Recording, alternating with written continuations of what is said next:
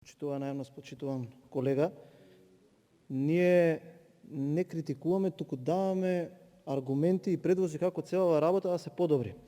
Затоа што имаме структурни проблеми. Оваа помош ќе биде за последниве 2 месеци, а потоа што ќе правиме? Значи треба да размислуваме малце подолгорочно. Не сега да купиме мир во куќа, туку треба да размислуваме и што ќе правиме во наредната година кога ќе дојде наред целиот овој заем и да биде исплатен.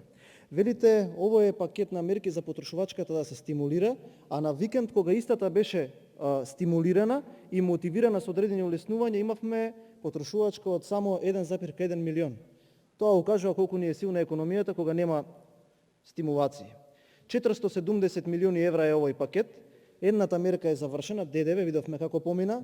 Едната е за даночно леснување за тимбилдинг, нека проценат експертите колку ќе помогне, и двете од тие висе со критики од оние кои што треба да ги користат, а тоа се коморите, таа за угостителите и таа за занаетчиите.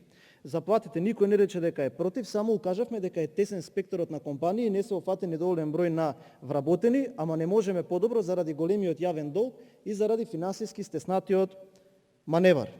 Индустријата ни пропаѓа, сите сектори ни се во слободен пат.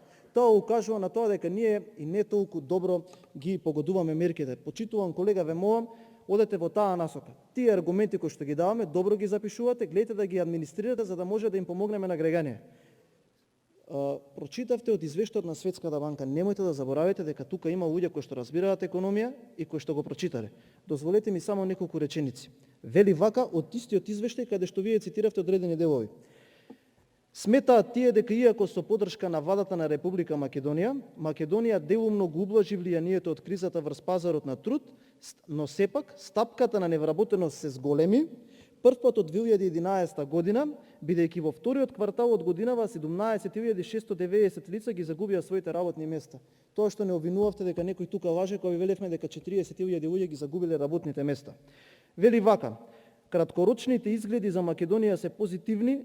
Тоа значи дека со овој пакет ние ќе внесеме одреден мир во куќа, 1 месец, но доминираат надолните ризици. И на крај, потврда за сето она што го говори опозицијата тука и на комисиите. Од Светската банка сметаат дека треба да се внимава и на ефикасноста и менеџирањето со јавните инвестиции, да се зајакне конкурентноста и во делот на државната помош таа да се реструктурира и да се распределува под еднакво, а не како досега во одредени сектори и компании. Така да, колега Костовски, ве молам, немојте да се обидувате да ја манипулирате македонската јавност, затоа што тука сме ние кои што сме спремни на овие теми и ќе ве демаскираме секогаш кога ќе се обидете да направите одредена димна завеса. Ви благодарам.